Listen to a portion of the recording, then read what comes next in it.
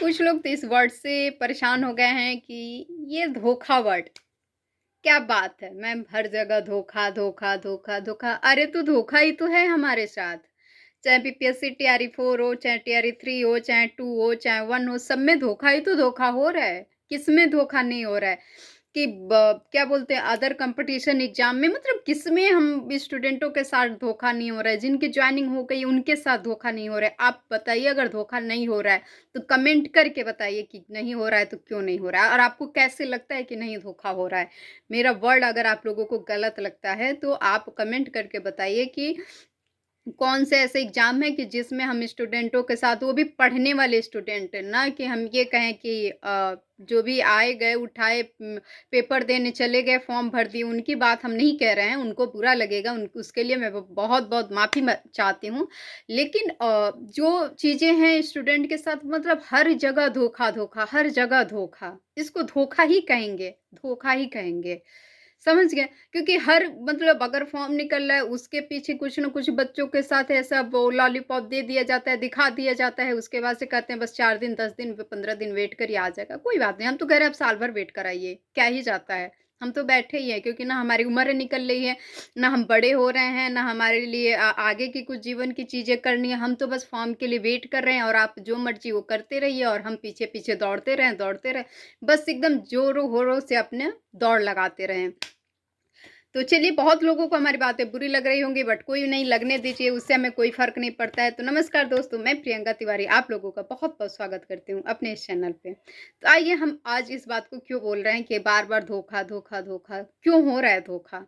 और ऐसा क्या है कि बच्चे इतना ज़्यादा मतलब मेंटली वो हो जा रहे हैं हर बार लेकर के, हर बार फॉर्म को लेकर के और हर बार जितनी बार भी नोटिस आती है, कुछ न कुछ ऐसी चीज़ें बच्चों के लिए रहती हैं कि जिससे बच्चे परेशान हो जाते हैं। मैं ये नहीं कह रही हूँ कि अगर 3 लाख 4 लाख बच्चे फॉर्म भरने वाले हैं तो सबके लिए परेशानी की बात है, नहीं, नहीं। अगर उसमें से एक बच्चे के लिए भी है ना तो बहुत बड़ी बात है। एक बच्चे के लिए भी है तो बहुत बड़ी बात है। क्यों बड़ी बात है? अगर किसी चीज़ को अगर आपको मान लीजिए गलत ठहराना है, अगर कोई कॉलेज, कोई यूनिवर्सिटी, कहीं की डिग्री, कहीं का प्रमाण पत्र, जो भी चीज़ें आपको है, अगर आपको गलत ठहराना है, गलत बताना है, तो आप अपनी चीज़ें ही सही रखिए ना, कि वहाँ तक कोई पहुँच ना सके। वहाँ तक कोई पहुँच नहीं सके। अगर वहाँ तक बंदा पहुँच गया, वहाँ तक बच्चे पहुँच गए हैं, तो फिर वहाँ से गलत क्यों हो जा रहा है? पहली बात तो ये है सरकार से। दूसरी बात ये है कि अगर वहाँ तक पहुँच जा रहे हैं बच्चे और उसके बाद भी आप गलत बता रहे हैं, तो इतना लेट क्यों? इतना लेट क्यों बता रहे हैं?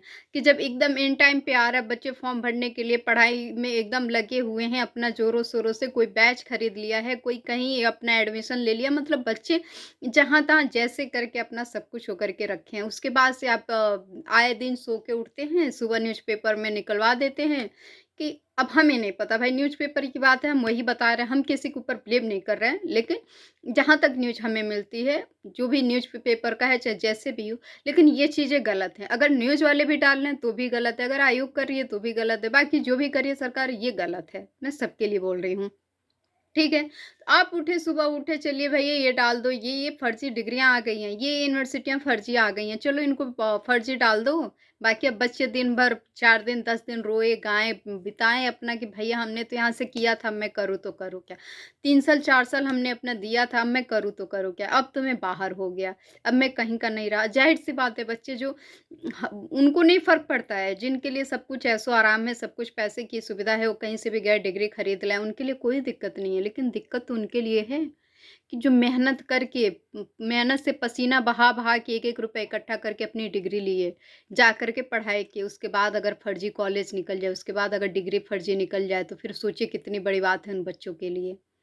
मैं तो कहती हूँ कि अब करो भाई टीआरई 4 अब साल भर और रख लो अपने पास और जितनी कॉलेज है भारत की जितनी यूनिवर्सिटियाँ हैं जहाँ से भी लोग डीएलएड बीटीसी बीएड वगैरह किए हैं आप सब फर्जी घोषित कर दो जितने भी कॉलेज हैं आप सब फर्जी घोषित कर दो आप किसी को लो ही ना वैसे ही निकालो टीआरई 4 बोलो हमारी तो सीटें खाली चली गई कोई बच्चे ही अवेलेबल नहीं थे आप लो ही ना किसी को ये क्या मतलब नौटंकी है कि आए दिन अभी टीआरई 3 के कुछ टीचर्स को आपने बाहर किया। चलो ठीक है, जो किया सो वो चलो अलग बात है। वो भी अगर समय पे कर देते तो शायद उनको भी नहीं खलता और आपको भी शायद दिक्कत नहीं होती। कोई बात नहीं, कर दिए, कर दिए। उसके बाद से अब आप आए टीआरई 4 में। टीआरई 4 में आते सुबह हर 4 दिन बाद कुछ न्यूज़ आता है कि यहाँ की डिग्री फर्जी हो गई, यहाँ के जितने भी यूनिवर्सिटियाँ फर्जी हो गए हैं। तो ये सारी चीज़ें चलिए मैं आप लोगों को बता देती हूँ सबसे पहले कि बनारस के यूपी में कुछ ऐसे जो कॉलेजेज है जहाँ से बच्चों ने डिग्री ली है, वहाँ की डिग्रियाँ फर्जी घोषित कर दी गई है, चाहे वो डीएलएड हो, बीटीसी, बीएड हो और 300 से अधिक स्टूडेंटों को बाहर कर दिया गया है। मतलब उनकी डिग्रियाँ वहाँ के लिए हुए हैं जो कंप्यूटर शिक्षक के हैं या फिर अदर सब्जेक्ट के हैं, उनकी सारे फर्जी घोषित कर दिया है। तो वहाँ आप लोग जा कर के अपना चेक कर लीजिएगा और जिनका अगर नहीं है तो भगवान से दुआ करिएगा कि भगवान से मनाइएगा कि फिर हमारा ऐसा कंडीशन ना आए, हमारा ऐसा कोई लिस्ट ना आए, तो बहुत अच्छी बात है और जिनका हो गया है तो भैया अब उसके लिए क्या कर सकते हैं? उसके लिए क्या कर सकते हैं? आपका मेहनत गया पानी में, डिग्री लिए वो गया पानी में। तो सबसे यही रिक्वेस्ट है कि प्लीज़ आप लोग कहीं से भी किसी भी डोमिसाइल हो या फिर जो भी हो, आप कहीं से भी ऐसी डिग्री ना बनवाइए जो जा कर के बाद में इश्यू हो जाए। जो हो लीगल तरीके से काम करिए और लीगल तरीके से जहाँ तक हो सके सही मतलब सब कुछ एकदम देख सुन के समझ के और वहीं से का अपना जो भी डिग्री हो, चाहे जो भी अपना डॉक्यूमेंट्स हो सब कुछ एकदम क्लियर रखिए ताकि बाद में आप इतना मेहनत करके, पढ़ाई करके अगर आप जा रहे हैं वहाँ पे और वहाँ पे जाने के बाद अगर आपको फर्जी घोषित करके बाहर का रास्ता दिखा दिया जाएगा तो कितना बुरा लगेगा। तो उससे अच्छा सबसे हाथ जोड़कर रिक्वेस्ट है कि प्लीज़ आप लोग अपना डॉक्यूमेंट सब कुछ चेक कर लीजिएगा और सब कुछ चेक करने के बाद ही फॉर्म भरिएगा। कहीं किसी भी प्रकार की कोई आपका जो डॉक्यूमेंट्स हो कहीं फर्जी वाला ना हो, सब चीज़ चेक कर लीजिएगा। बहुत सारे यूनिवर्सिटी का, कॉलेज का आयोग ने उसने साइट पे पूरा डाल दिया है कौन-कौन से कॉलेज फर्जी हैं, सब कुछ आप अपना एक बार चेक कर लीजिएगा, उसके बाद से फॉर्म भरिएगा। है 10 दिन का टाइम है, 10 दिन नहीं अब हो सकता हो कि 2-4 दिन, 5 दिन, 6 दिन में ही आ जाए फॉर्म। या फिर हो सकता हो आयोग का नहीं कह सकते, फिर कह देगी शिक्षा आयोग ने ले लिया है, तो ये है, तो वो है, तो हो सकता हो महीना दिन भी लग जाए, कुछ नहीं कर सकते जब तक फॉर्म ना आ जाए। लेकिन उससे पहले 2 चीज़ें आप कर लीजिएगा। पहले तो अपना सारा डॉक्यूमेंट्स वेरीफाइड कर लीजिएगा कि सब कुछ ओके है, सब कुछ सही है कि नहीं। दूसरा अपना ओटीआर कर लीजिएगा। ये 2 चीज़ें अपनी करके रख लीजिएगा, उसके बाद से फॉर्म भरने जाइएगा क्योंकि ये दोनों चीज़ अगर आपने मिस की तो फिर फॉर्म भरने में बहुत कठिनाई होगी और फॉर्म निकलने के बाद अगर आप फॉर्म भरने जाते हैं तो बहुत-बहुत दिक्कत का सामना आपको करना पड़ेगा। तो हमने चलिए जो चीज़ें थी आपको बता दी।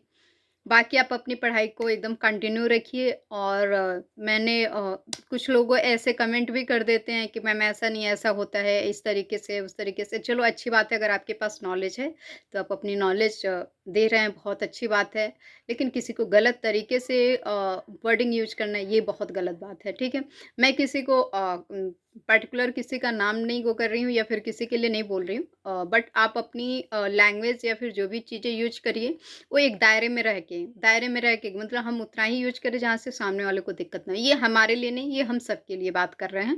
चाहे आप जिससे भी बात करते हो, जिसके लिए भी है और जो ऐसा करते हैं वो अच्छी तरीके से समझ रहे होंगे हमारी बात को और जो नहीं करते हैं तो उनके लिए कोई बात नहीं, ठीक है आप अपनी पढ़ाई कंटिन्यू रखिए और बहुत-बहुत धन्यवाद आप लोगों का साथ बनाए रहने के लिए। लेकिन प्लीज़ आप लोगों से हाथ जोड़कर रिक्वेस्ट है कि आप अपनी जितनी भी डिग्रियाँ हैं उसको एक बार अच्छे से जाँच-पड़ताल करके ही सब कुछ ओके करके ही आप फॉर्म भरने जाइए, नहीं तो फिर आपके फर्जी घोषित कर दिए जाएँगे।